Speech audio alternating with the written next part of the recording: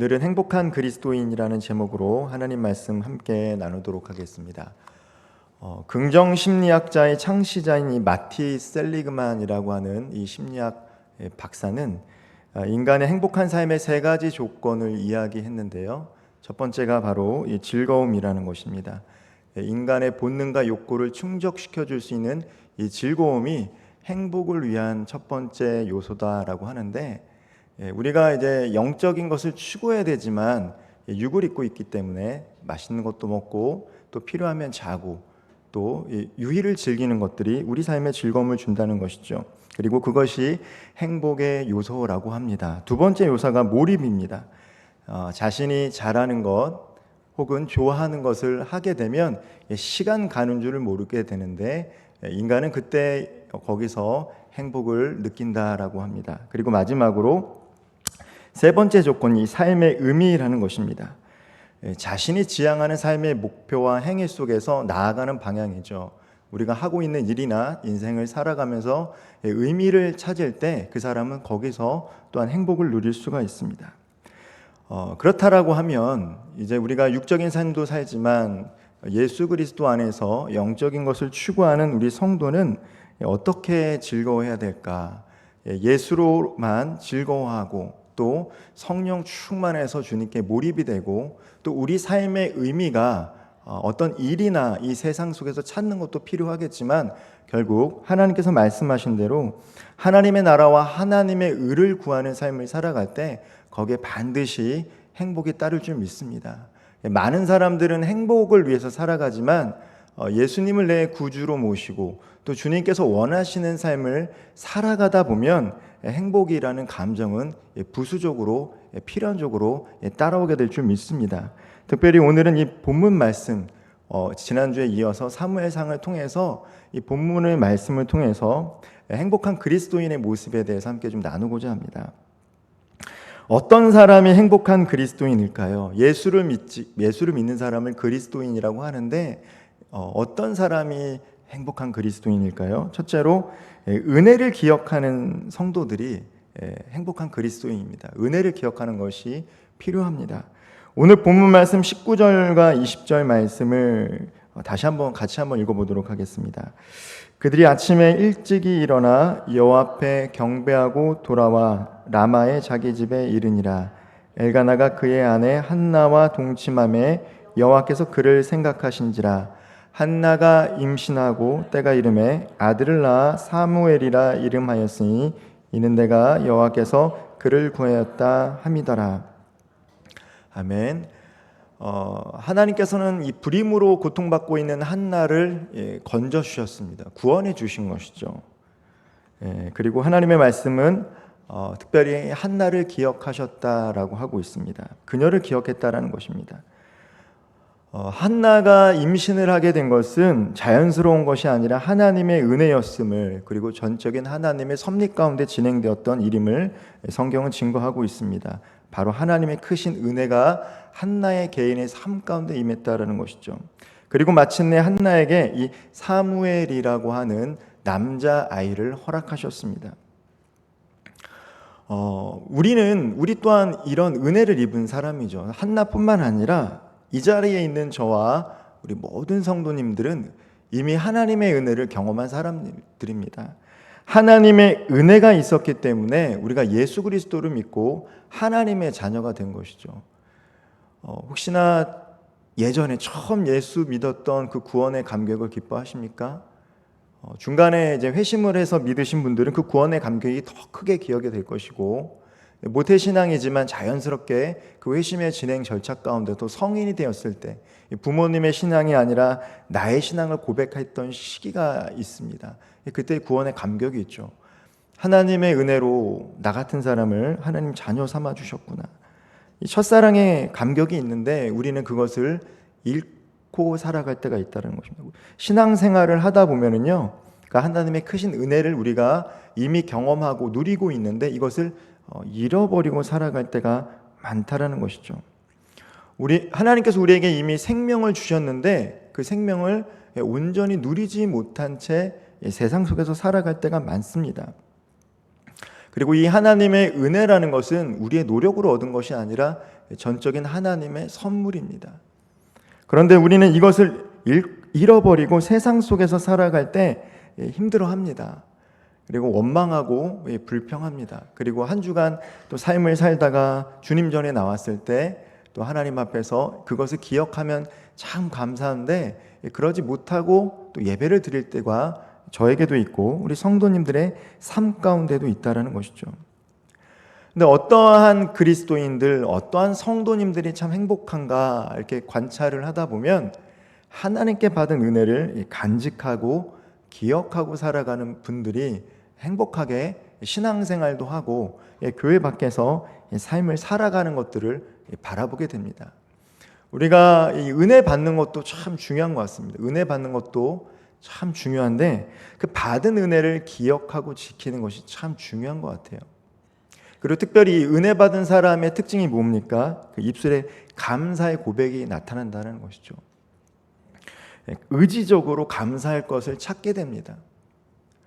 예전에 그 분당 우리 교회 이찬수 목사님이 그런 감사 노트 한때 이렇게 했던 거로 제가 기억이 나는데 감사하는 것들을 기억하는 것들이 참 중요하다는 것이죠. 지금 내가 불평과 불만 상황 가운데 있어도 그래도 하루를 살아가면서 내 삶 가운데 하나님께서 베풀어 주신 은혜를 기억하고 그것에 대해서 감사를 표현하면 결국 그것이 우리들의 삶을 변화시켜 줄 수 있다는 것이죠.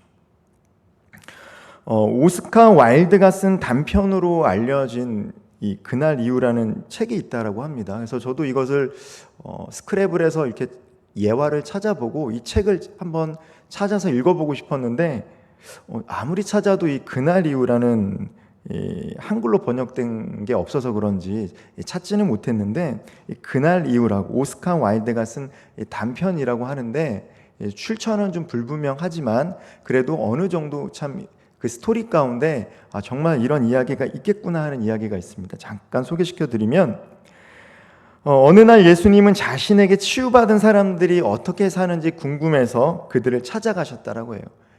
신약 성경에 기록된 이 사람들 있죠. 하나님의 은혜를 받은 사람들입니다.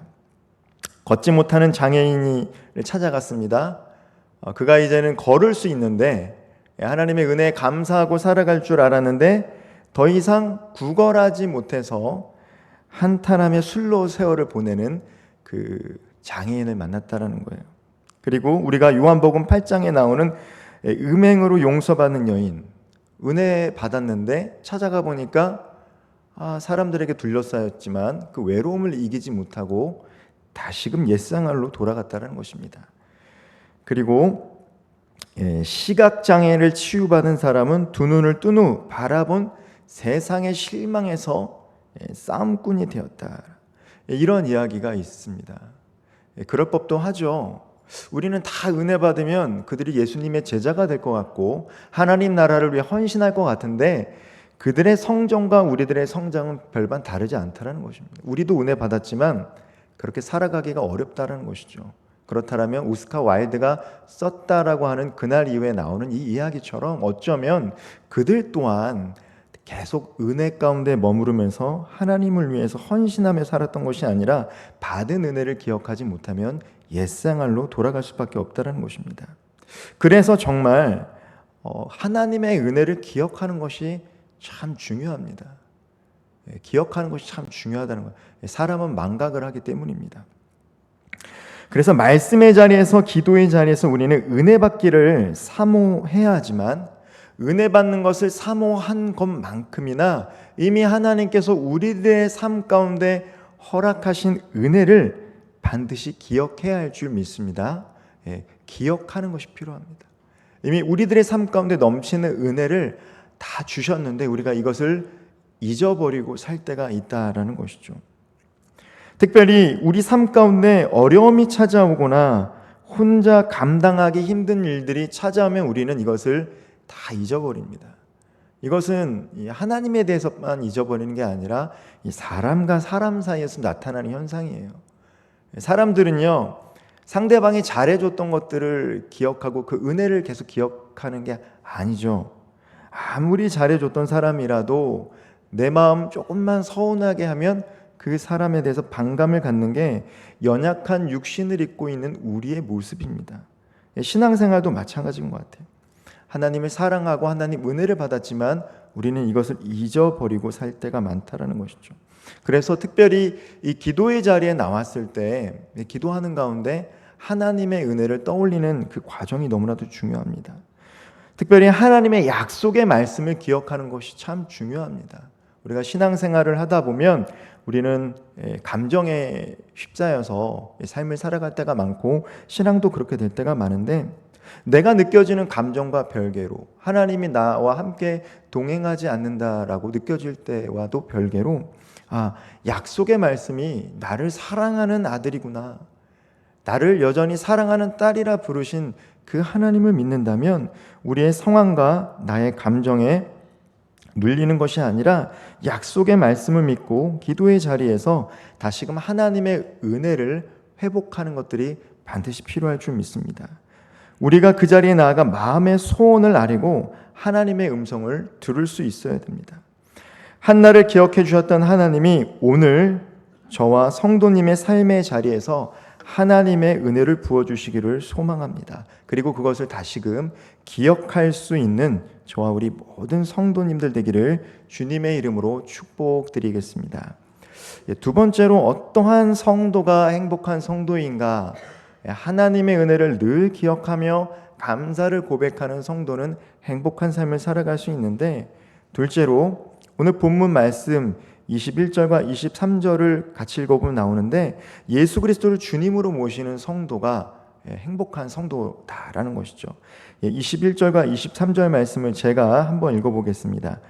그 사람 엘가나와 그의 온 집이 여호와께 매년제와 서원제를 드리러 올라갈 때에 오직 한나는 올라가지 아니하고 그의 남편에게 이르되 아이를 젖대거든 내가 그를 데리고 가서 여호와 앞에 뵙게 하고 거기에 영원히 있게 하리이다 하니, 그의 남편 엘가나가 그에게 이르되 그대의 소견에 좋은 대로 하여 그를 젖대기까지 기다리라. 오직 여호와께서 그의 말씀대로 이루시기를 원하노라 하니, 이에 그 여자가 그의 아들을 양육하며 그가 젖대기까지 기다리다가, 한나는요 사무엘을 낳은 후요 바로 그를 실로로 데려가지 않았습니다. 혼자서로도 살아갈 수 있도록 젖대기까지 기다렸다라고 합니다. 그리고 젖을 떼고 난 뒤에 이제 그를 다시 약속한 대로 이게 하나님께 내어드리는 것들을 이제 보게 됩니다. 사무엘은요 엄마죠. 한나는 엄마입니다. 하나님께 서원을 했다 할지라도 자기의 사랑하는 아들을 이렇게 하나님 앞에 드리겠다라고 했지만 그것을 지키기는 참 어려워요. 그럼에도 불구하고 그가 그 약속의 말씀을 기억했다라는 것은 이 사무엘이 어떠한 존재인가에 대한 명확한 인식이 있었다는 것이죠. 이 사무엘은 내 것이 아니다라는 거예요. 내가 수고로이 낳은 자식이었지만 내 것이 아니라는 것이죠. 내가 수고로이 성취한 것이지만 이건 내가 한 일이 아니라는 것이죠. 하나님의 도움과 은혜가 있었다는 것입니다. 내가 수고로이 쌓았지만 이 물질 또한 다 내 것이 아니라는 것이죠. 하나님께서 함께 하셨기 때문에라는 인식이 있습니다. 그런데 이 인식은 어디서부터 나올 수 있는가? 바로 하나님이 천지를 창조하시고 만물을 주관하시는 그 하나님의 섭리를 인정함과 동시에 바로 그 하나님이 내 삶의 주권자 되심을 인정할 때 비로소 우리는 예수를 그리스도라고 고백하며 그렇게 사랑하는 아들을 드릴 수가 있고, 내가 쌓아온 업적도 하나님이 하신 일이라고 말할 수 있는 거고, 또 내가 쌓아온 물질 또한 내가 노력했지만 그래도 하나님께서 주신 것이고 허락하신 것이다 라고 고백을 할 수 있는 것입니다. 우리의 시간도 물질도 건강도 관리를 해야 합니다. 시간 관리도 필요하고 건강 관리도 필요하고요. 또 인생도 계획을 세워서 살아가는 것들이 반드시 필요합니다. 그러나 중요한 것은 우리가 하나님께서 은혜 가운데 허락된 것이고 하나님의 섭리 가운데 우리가 누리고 있다는 것을 반드시 기억해야 된다는 것입니다. 하나님께서 예수 그리스도의 십자가 보혈로 우리들에게 이 모든 것들을 허락하셨다는 것들을 반드시 기억하는 것이 필요합니다. 예수 그리스도가 내 삶의 주인이다라는 것이죠. 나의 구원자 되심과 동시에 내 삶의 주인 되심을 우리는 고백해야 합니다. 입술의 고백뿐만 아니라 그것이 내 삶의 기준이 되어야 된다는 것이죠. 선택에 있어서 그것이 기준이 되어야 됩니다. 한나는요, 아들을 낳았어요. 그런데 이것이 하나님의 아들이다라는 명확한 인식이 있었습니다. 생명의 주인이 누구인지를 한나는 알았던 것 같습니다. 생명의 주인이 누구인지를 알 때 우리는 비로소 우리가 어떠한 존재를 알 수 있는, 하나님을 알 때 우리를 알 수 있습니다. 철학의 명제는 인간은 어디로부터 오는가로부터 시작하죠. 우리는 어떤 존재인가. 그러나 정말 우리는 하나님을 알 때 비로소 거기에 대한 해답을 얻을 수 있는 것이죠. 나란 존재가 어떤 존재인가. 우리는 거기서부터 해답을 찾아가려고 하지만 인간이 이 땅에서, 유한한 땅에서 나란 존재를 찾아라 가려고 하면 헤매일 수밖에 없고 결국 이제 허무하게 될 수밖에 없는 것이죠. 그러나 우리가 믿음의 눈을 들어 하늘을 바라보고 하나님으로부터 시작하면서 나란 존재에 대해서 알아가기 시작할 때 우리는 비로소 하나님만이 세상을 창조하시고 하나님의 우리 삶의 주권자 되시고 주인 되심을 고백할 수 있게 되는 것입니다. 그리고 인간은 필연적으로 하나님이 아니더라도 다른 어떤 것을 예배하고 선택할 수밖에 없는 것이죠. 우리가 하나님을 주인 삼고 예배하지 않으면 우리는 세상 사람들처럼 다른 것을 찾아서 주인 삼고 예배할 수밖에 없습니다. 오늘 우리가 이 자리에서 하나님을 예배하는 것이 얼마나 큰 축복입니까? 하나님을 주인 삼는 것이 얼마나 큰 축복입니까? 그리고 우리가 그렇게 하나님을 우리 삶의 주인이라고 고백하기 때문에 그 선택에 있어서 다른 선택을 할 수 있는 것이죠. 마치 한나처럼 말입니다. 오늘날 비혼과 만혼 현상이 일어나면서 자녀를 많이 낳지 않죠. 이 저출산의 문제가 심각합니다. 기도해야 될 것입니다. 나라를 위해서 기도해야 되지만 그러다 보니까 어렵게 낳은 자녀가 너무 귀합니다. 그래서 어떤 이들에게는 자녀가 우상이 되는 경우들이 있어요. 많은 사람들, 오늘날 하나 어렵게 낳은 자녀, 하나 낳았기 때문에, 많이 낳아요. 둘이 낳았기 때문에 부모님들에게 이 자녀들이 어떻게 보면 우상이 될 수도 있다는 것이죠. 그리고 내 소유라고 생각합니다. 내가 원하는 대로 자라나길 원하고, 그리고 그렇게 우상이 되어갈 때가 있습니다. 그러나 한나는 그렇지 않았다는 것입니다. 하나님께서 허락하신 아이라는 생각이 있었어요. 하나님의 은혜를 경험했기 때문에 기꺼이 내어주려고 했습니다. 우리는 진정으로 사랑해야지만이 우리의 것을 다른 사람들과 나눌 수 있습니다. 사랑하지 않고는 나누기가 어렵습니다. 우리가 예수 그리스도를 사랑해야지, 또 예수 그리스도를 내 삶의 주인이라고 고백해야지 우리는 시간도 구별해서 이렇게 예배를 드릴 수가 있는 거예요. 이 자리에 계시는 분들은 시간의 주인이 하나님께 있으니까 이 바쁜 와중에도 수요일날 시간을 내어서 이렇게 예배를 드리는 겁니다. 또 하나님의 물질을 내어드리는 성도님들은 어떤 분입니까? 나의 육신을 위해서 즐겁게 먹고 마시고 쓸 수 있지만 하나님의 나라를 위해서 하나님께서 이 구별되어 드리는 것, 이 물질에 대한 선택의 기준권이 명확하다는 것이죠. 예수가 그리스도다라는, 그리고 구원자 되시고 주인 되신다라는 명확한 기준이 있다는 것입니다. 때로는 우리들의 삶 가운데 하나님께서 무엇인가를 앗아가는 것처럼 느낄 때가 있습니다. 빼앗아가는 것처럼 느낄 때가 있어요. 한나도 그러지 않았을까라는 생각이 들어요. 내가 믿음으로 하나님 앞에 기도하면서 서운했지만 그 아들을 이별할 때 얼마나 마음이 아팠을까요? 기뻐하는 마음과 감사한 마음과 여러 가지 마음이 교차했을 것 같아요. 아쉬움. 그러나 하나님 어떻게 하십니까? 나중에는 다 응답을 해주신다는 거예요. 우리가 주인으로 모시는 하나님은요, 선한 목자 되시는 줄 믿으시기를 바랍니다. 하나님은 선한 목자십니다. 때로는 우리 인생 가운데 무엇인가 빼앗기는 것처럼 느껴질 때가 있어요. 내 시간을 빼앗기는 것처럼 느껴지고, 내가 땀 흘려 모은 물질을 뭔가 빼앗긴 것처럼 느껴질 때가 있고, 내 인생을 때로는 빼앗긴 것처럼 느껴지는 성도님들도 있더라고요. 예수님 잘 믿었다가 어느 순간에 인생의 고난과 고통 속에서 내가 예수님 믿고 받은 은혜가 있음에도 불구하고 그렇게 느껴질 때가 있습니다. 그러나 분명한 것은 우리를 창조하시고 구원하신 하나님께서는요, 우리를 너무나도 잘 아시기 때문에 더 좋은 것을 주시고 더 좋은 것을 꿈꾸게 하기 위해서 때로 우리들의 인생 가운데 이것이 정말 중요하다고 느껴지는 것을 앗아갈 때가 있고 빼앗아 가는 것처럼 느낄 때가 있습니다. 그러나 우리의 선하신 목자 하나님은요, 결국에 가장 선한 것으로 우리 인생 가운데 답해 주실 줄 믿습니다. 마치 한나처럼 말입니다. 하나님께서 귀한 것으로 답해 주셨습니다.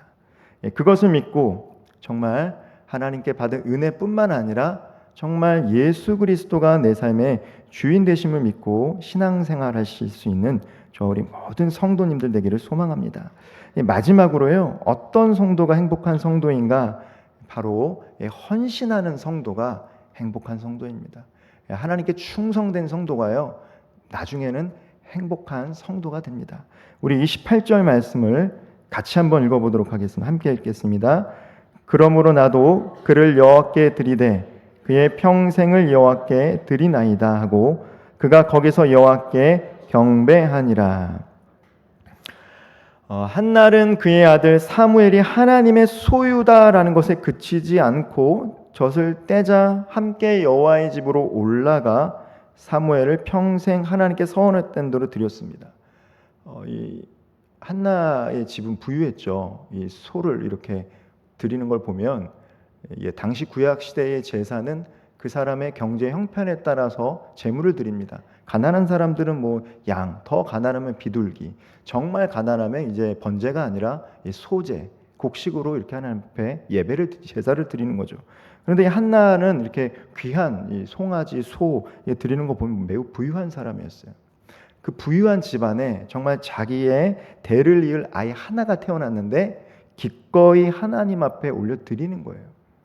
헌신하는 것이죠. 그러니까 하나님이 어떻게 하십니까?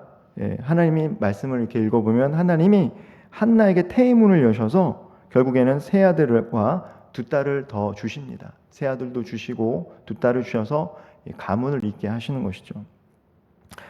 하나님은 한나의 헌신을 통해서 개인적으로는 그렇게 또 자녀의 축복을 주셨고요.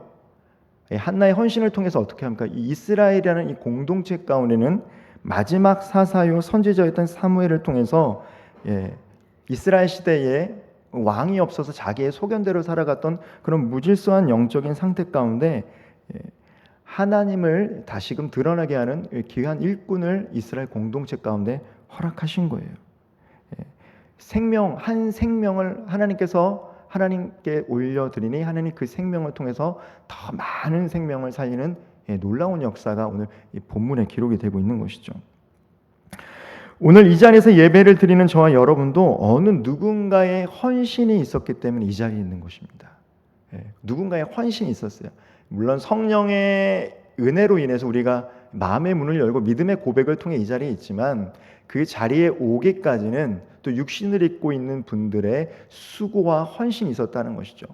저 같은 경우는 이제 믿음의 부모님, 믿음의 어머니가 있었기 때문에 이렇게 이 자리에 있을 수 있는 것이고 또 모태신앙이 아니신 분들 가운데도 주변에 믿음의 성도님들의 전도와 권유를 통해서 이 자리에서 예배를 드리고 있는 것입니다. 누군가의 헌신 없이는 우리가 이 자리에 있을 수 없다는 것이죠. 믿음의 부모, 믿음의 형제 혹은 친구를 통해서 그분들의 헌신이 있었기 때문에 오늘 이 자리에서 우리가 예배를 드립니다. 또한 영적으로 성장과 성숙을 경험하는 그 여정을 걸어가고 있는 것입니다. 여기의 삶이 끝이 아니라 영원한 삶이 있다고 할 때 유한한 것, 헌신에도 귀한 것을 얻을 수 있지만 썩지 아니한 것, 영원한 것에 헌신하면요 더 큰 기쁨과 열매가 있다라는 거예요. 우리가 이 땅 가운데도 수고하고 애쓰면요 수고하고 애쓴 대로 얻게 되는 것이 있습니다. 그런데 그것이 영원하지가 않다라는 거예요. 이 땅에서 생명을 마치고 나면요 다 놓고 가야 돼요. 그런데 한 가지 생명을 살리는 것, 육적으로는 자녀를 낳는 것도 포함되겠죠. 그러나 영적으로 생명을 살리는 것, 이것이 큰 열매를 맺고 우리가 간다는 것이죠. 그리고 우리가 죽어서 천국에 갈 때 다시 만나게 될 건 아닙니까? 그때 얼마나 기쁠까요? 목사님 때문에 제가 이 자리에 있습니다. 권사님 때문에 제가 이 자리에 있습니다. 그때 장로님이 저를 붙잡아 주셔서 제가 이 자리에 있습니다. 헌신에는 열매가 있는데 그 열매는 영원한 열매라는 것이죠. 그것이 얼마나 기쁩니까? 행복한 그리스도인들은 유한한 것이 아니라 영원한 것을 위해서 헌신해야 할 줄 믿습니다. 유한한 것에도 이 땅의 삶을 살아가면서 필요하지만 영원한 것을 헌신할 때 거기에 더 큰 기쁨과 상급이 있게 될 줄 믿습니다. 탈무드는요, 인간을 평가하는 세 가지 기준을 히브리어로 키소, 코소, 카소라고 합니다. 탈무드에서는요, 사람을 평가하는데 그가 어디에 돈을 쓰는가, 키소, 그가 어디에서 인생의 재미를 느끼는가, 코소, 술잔을 의미하는 코소, 그리고 마지막으로 그가 어디에서 열정을 내는가, 이 카소, 어디에서 즐거움을 누리고 돈을 쓰고 열정을 내는지를 통해서 그 사람이 어떤 사람인지 판단한다라고 합니다. 오늘 이 자리에서 함께 예배드리는 우리 성도님들에게 각각 키소와 코소와 카소는 무엇입니까? 어떤 것으로 말미암아 내가 물질과 시간을 쓰고 거기서 재미를 느끼고 또 인생을 열정적으로 살아가고 계십니까? 말씀을 좀 마무리하려고 합니다. 인간은 자신의 행복을 위해서 필연적으로 하나님이 아닌 것을 주인 삼고 하나님이 아닌 것을 예배하는 삶을 살아가기 마련입니다. 구원받기 전에는 그렇게 살아갈 수밖에 없습니다. 그러나 자신의 행복이 아니라 이제 예수 그리스도를 믿고 주님을 내 삶의 주인으로 모시고 살아가게 되면 자연적으로 한나처럼 행복한 삶을 살아가게 될 줄 믿습니다. 행복을 위해서 살아가게 되면 행복하기 어렵지만 하나님의 나라와 하나님의 의를 구하는 삶을 살아가게 되면 자연스럽게 행복한 삶을 살아가게 될 줄 믿습니다. 늘 하나님의 은혜를 기억하며 은혜를 기억하고 오직 예수 그리스도를 내 삶의 주인 삼고 우리의 대장 되신 예수 그리스도께 충성되이 헌신할 때 하나님께서 우리 성도님들과 그 가정 가운데 신령한 복, 하늘의 신령한 복과 땅에 기름진 것으로 가득 채우실 줄 믿습니다. 뿐만 아니라 영원한 것을 위해 영원하지 아니한 것을 이렇게 버리고 또 등한시하고 그렇게 영혼을 살리는 일에 헌신하시고 힘쓰실 때 하나님께서 하늘나라의 영원한 상급으로 우리를 예비하시고 기다리실 줄 믿습니다. 오늘 하루도 그리고 또 한 주간 삶을 살아가고 또 설 명절을 만나 가족들을 만날 때에 영원한 것을 나눔으로 함께 행복을 누릴 수 있는 우리 모든 성도님들 되기를 주님의 이름으로 축복드리겠습니다. 기도드리겠습니다.